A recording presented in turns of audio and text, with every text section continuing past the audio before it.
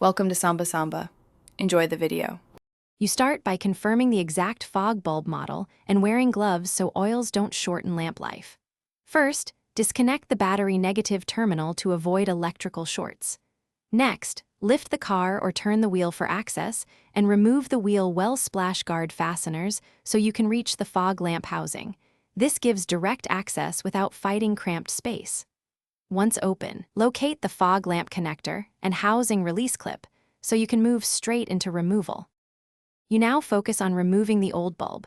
First, unclip the wiring harness by depressing the catch. Do not tug the wires, you want to preserve the connector. Then release the housing clips or remove the small bolts holding the fog lamp assembly. Some models require partial rotation to drop the assembly. Once exposed, grasp the bulb base and pull straight out while supporting the housing because twisting can damage the socket. After removal, inspect the socket for corrosion and clean before proceeding. Corrosion can cause. You install the new bulb by aligning the tabs and pushing it straight into the socket until it seats and locks. Do not touch the glass. Finger oils create hot spots.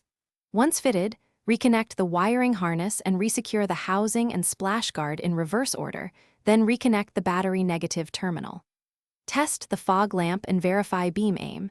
If you see flicker or no light, check the connector seating and ground continuity, because loose grounds or corroded terminals are the most common causes of failure. Thanks for watching. Consider subscribing if we helped you.